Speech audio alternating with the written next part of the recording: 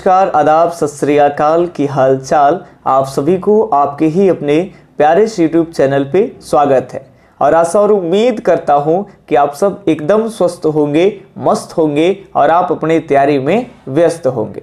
तो जो बच्चे इस बार 12th क्लास के बोर्ड एग्ज़ाम दे रहे हैं और जिनका सब्जेक्ट है हिंदी, खास करके ये आपका आर्ट्स, साइंस और कॉमर्स तीनों बच्चों के लिए हिंदी का पेपर आपका सेम ही होने वाला है। तो उन बच्चों के लिए टॉप ऐसे 10 क्वेश्चन हम आपके लिए लेकर के आए हैं, ऐसे प्रश्न जो कि वीवीआई के रूप में है, जो कि 12th हिंदी बोर्ड में बार बार पूछे गए हैं। तो ये आपका सेकेंड सीरीज है हिंदी का और आइए आज सेकेंड सीरीज का पहला प्यारा सा प्रश्न एकदम देखते हैं जल्दी से। सीरीज में आप पूरा बने रहेंगे ताकि ज़्यादा से ज़्यादा आप प्रश्न को सोल्व करिए, ताकि आपका बोर्ड को लेकर के जो डर है, कैसे प्रश्न आएंगे, कैसे क्या होगा, वो सारा डर जो है वो पहले ही खत्म हो जाए।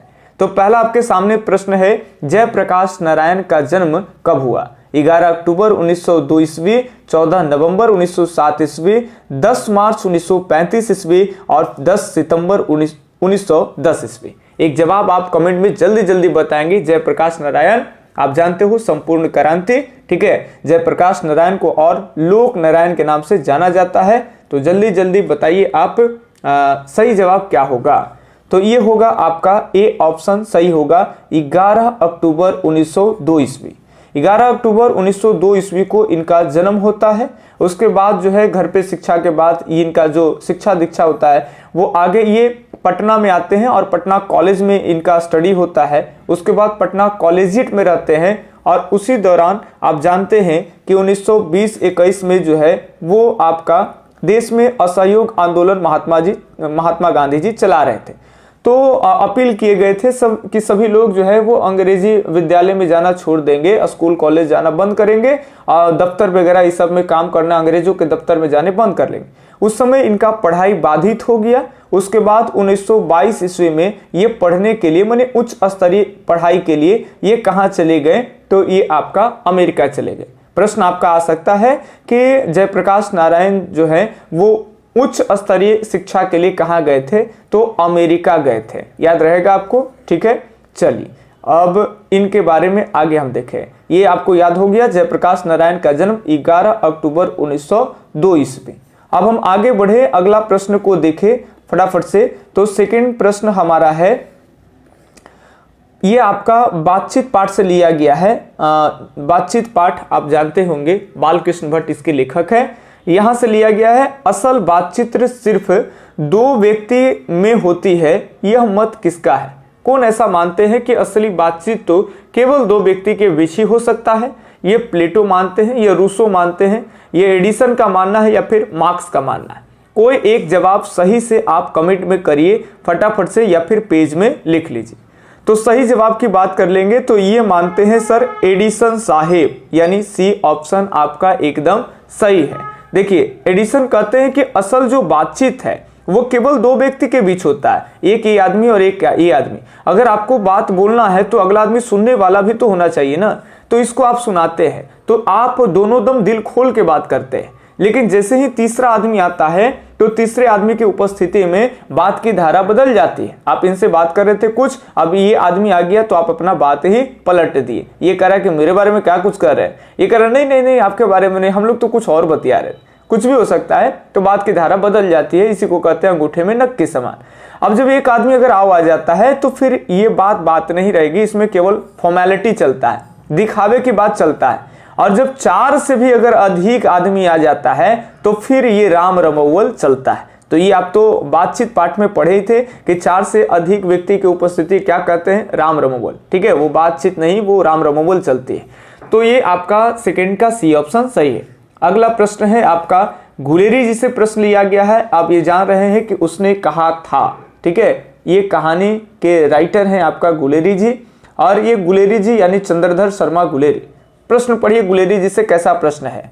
गुलेरी जी का सर्वाधिक प्रसिद्ध कहानी कौन सी है? आपको बताना है कि गुलेरी जी का सबसे प्रसिद्ध फेमस जो कहानी है वो कौन है। सुखमय जीवन, बुद्धू का कांटा, उसने कहा था, या इनमें से कोई नहीं। हालांकि बता दें जानकारी के लिए कि आपको तीनों के तीनों जो कहानी है इसके राइटर कौन है? गुलेरी जी यानी चंद्रधर शर्मा गुलेरी। सुखमय जीवन, बुद्धू का कांटा, ये उसने कहा था। आपको कमेंट में करने हैं कि कौन ये जो जवाब है भाई, कौन से इनकी कहानी जो है वो सर्वाधिक है यानी ज्यादा पॉपुलर है।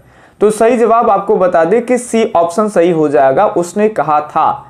तीनों आप इनका कहानी है, लेकिन सबसे ज्यादा इनको जो प्रसिद्धि मिलती है और जो पॉपुलर फेमस हुआ वो है आपका उसने कहा था। तो उसने कहा था कि लेखक अगर भी पूछे तो गुलेरी जी, चंद्रधर शर्मा गुलेरी या गुलेरी जी के प्रमुख कहानी आपसे पूछे तो सी ऑप्शन सही होगा। तो 3 का सी सही है।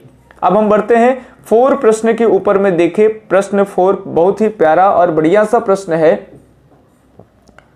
प्रश्न है आपका कि जगदीश चंद्र माथुर को कौन अवार्ड मिला था। बताना है कि जगदीश चंद्र माथुर को कौन सा अवार्ड मिला था। ऑप्शन 1 है आपके सामने कालिदास अवार्ड, दूसरा है तुलसीदास अवार्ड, तीसरा है कबीरदास अवार्ड, चौथा है सूरदास अवार्ड। जल्दी से आप फटाफट से जवाब देंगे, जगदीश चंद्र माथुर को कौन सा अवार्ड मिला था।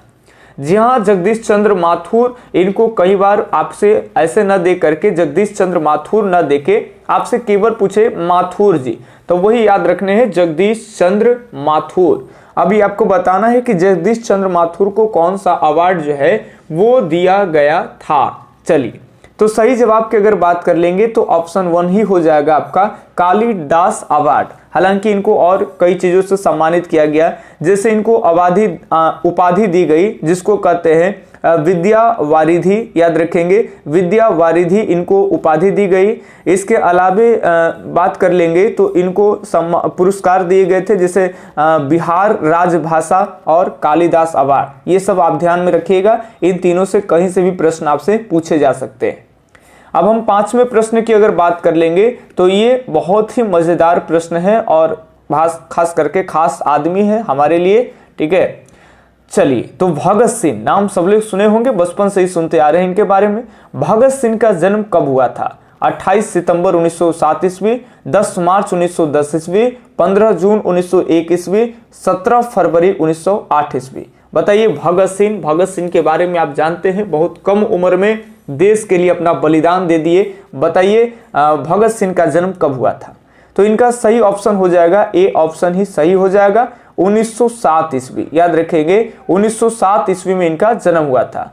ये वो डेट है कि जिस समय अगर हम बात कर लेंगे तो 1907 ईस्वी में ही, अगर आप हिस्ट्री के विद्यार्थी होंगे तो आप जानते होंगे या फिर क्लास 10th में भी पढ़े होंगे कि कांग्रेस 2 गुटों में विभाजित हो जाती है, एक गरम दल और एक जो है आपका नरम दल। ये ठीक है, सूरत अधिवेशन के दौरान कांग्रेस 2 गुटों में विभाजित हो जाती है, गरम और नरम, और ये सूरत अधिवेशन 1907 से संबंधित है। और इनका जन्म ये तो जन्म हो गई, और इनका मृत्यु बहुत कम उम्र में हो जाती है। और कब हो जाती है तो याद रखेंगे 23 मार्च 1931 ईस्वी को इनको फांसी दे दी जाती है। तो काफी कम उम्र में भगत सिंह की क्या हो जाती है भाई, मृत्यु हो जाती है, फांसी दे दी जाती है। बाकी आप कहानी जानते हैं, वो बम वगैरह गिराया गया, ठीक है, याद रखिएगा। तो 5 का ये ऑप्शन बिल्कुल सही है। चलिए 6 नंबर प्रश्न बढ़े, इनसे भी आप वाकिफ ही होंगे। हिस्ट्री में भी इनकी चर्चा होती है, पॉलिटिकल में भी चर्चा होती है, और हिंदी में भी इनका चर्चा होता है। ये आदमी एकदम फेमस पर्सन जिनका नाम है जयप्रकाश नारायण, इनको शॉर्ट में जेपी नारायण भी कहते हैं। ये उच्च शिक्षा के लिए किस देश में गए थे। चलिए जेपी नारायण से फिर प्रश्न आ गया, स्टार्टिंग में ही प्रश्न में आपको बताए थे, तो इसीलिए जल्दी ऑप्शन देखेंगे। आपको सही जवाब दम कर देने हैं। अमेरिका गए थे उच्च शिक्षा के लिए, ये रूस गए थे, जापान गए थे, या फिर चीन गए थे। तो अभी स्टार्टिंग में ही आपको बताए थे कि उच्च शिक्षा के लिए पटना कॉलेजिएट के बाद फिर ये कहां चले गए थे, तो ये अमेरिका में चले गए थे। तो 6 का ए ऑप्शन एकदम बिल्कुल सही है, ठीक है। अब हम बताएं सेकंड प्रश्न के ऊपर में अगर चले तो सेकंड प्रश्न है आपका कि गुलेरी जी ने प्रमुख रूप से कितनी कहानियां लिखी। गुलेरी जी के प्रमुख कहानियां कितनी है, 4 है, 5 है, 3 है, 9 है। बताइए कौन सा ऑप्शन सही होगा। तो अभी हम लोग देखे थे सुखमय जीवन, बुद्धू का कांटा और उसने कहा था। गुलेरी जी के 3 कहानियां। कुछ प्रश्न रिपीटेड भी रहते हैं जो पिछले सीरीज में हम करा दिए गए हैं, ताकि अगर पिछले सीरीज में आप नहीं बना पाए हैं और सीरीज को आप ध्यान से सुने होंगे तो इस सीरीज में आप प्रश्न को जरूर बना पाए। तो 7 के सी ऑप्शन एकदम यहाँ पे सही है। अब बढ़ते हैं 8 प्रश्न, मात्र 3 प्रश्न है, तो हम चाहेंगे कि सभी प्रश्न आप आराम से सही कर दीजिए। चलिए 8 नंबर प्रश्न है और एकदम झकास प्यारा सा प्रश्न आप कहिए इसको, एकदम रसगुल्ला, बर्फी, छेना, माधुरी, जी कह दीजिए रसमलाई, ये सब यही प्रश्न है। बताइए कि जयप्रकाश नारायण की पत्नी कौन थी? जयप्रकाश नारायण की पत्नी का नाम बताना है, दमयंती देवी है या फिर आपका प्रभावती देवी है, लक्ष्मी देवी है या फिर शोभा देवी है। बताइए जयप्रकाश नारायण की पत्नी का क्या नाम? तो जिनका पति ही प्रभावशाली हो भाई, पत्नी भी उनका क्या है? प्रभावशाली। क्योंकि जयप्रकाश नारायण के बारे में जानते हैं कि इतनी गांधी मैदान में इतनी भीड़ लेकर के आ गए, और जब दिल्ली में जा करके रामलीला में जब भीड़ करेंगे तो वहां पर भी इतनी भीड़ लाएंगे कि अब तक के इतिहास में उतनी भीड़ कभी भी इकट्ठा नहीं हुई थी। तो जयप्रकाश नारायण प्रभावी, इनके पत्नी भी भाई प्रभावशाली आदमी है, तो आप याद रखेंगे प्रभावती। जब भी जयप्रकाश नारायण कहे आप समझ जाइएगा कि वो खुद प्रभावी व्यक्ति है, लोग को अट्रैक्ट करते थे, भीड़ इकट्ठा इतनी कर दिए कि जिस मैदान में इकट्ठा किए भीड़, उस मैदान का रिकॉर्ड तोड़ दिए। उतनी भीड़ ना तो पहले हुई ना तो अब तक हुआ। तो ये याद रखेंगे प्रभावती देवी, ये ध्यान में आपको रखना है। 8 का बी ऑप्शन एकदम सही होगा। चलिए अब आगे अगर बात कर लेंगे तो 9वां नंबर प्रश्न है, ये आपका है कि जब तक मनुष्य बोलता नहीं तब तक उसका क्या प्रकट नहीं होता है। ये भी आपका जो प्रश्न है वो आपका बातचीत पाठ से है, बालकृष्ण भट्ट इसके लेखक है, बार बार बोल रहे हैं ताकि आपको सभी चीज याद होते चल जाए। जब तक मनुष्य बोलता नहीं है तब तक उसका प्रकट नहीं होता। क्या नहीं प्रकट होता है? खाना पीना, हंसना, सोना, जागना, गुण या दोष। एक जवाब आप कमेंट में करिए फटाफट से। तो जब तक मनुष्य बोलेगा नहीं तब तक उसका गुण और दोष का पता जो है वो नहीं चल पाता है। कई आप देखे होंगे कि व्यक्ति चेहरा से देखने में गुस्सैला है, पूरा टीका चंदन मारे हुए है, पूरा एकदम जैसे कि दाढ़ी वाढ़ी बढ़ाए हुए है, एकदम डरावना सा लग रहा है, लेकिन जब वो बोलता है ना, वो आदमी बहुत ही सरल विचार के आपको दिखने में लगता है। तो जब वो बोलेगा तभी पता चलता है उसका गुण दोष गुस्सैले प्रवृत्ति का है, शांत स्वभाव का है, वो कैसा उसका भाव है, तो उसका साक्षात्कार, रूप का साक्षात्कार होता है। तो ये याद रखेंगे 9 के डी ऑप्शन आपका सही है। ठीक है, और ये बात बोले कौन थे? तो ये बात बोले थे बेन जॉनसन, ये भी याद रखेंगे। आज का लास्ट प्रश्न है भगत सिंह से कि भगत सिंह किस विचारधारा के चिंतक थे? बताइए भगत सिंह किस विचारधारा के चिंतक हैं? ऑप्शन 1 है समाजवाद, दूसरा पूंजीवाद, तीसरा सामंतवादी और चौथा है इनमें से कोई नहीं। फटाफट से जवाब देंगे कि कौन सा ऑप्शन सही हो जाएगा।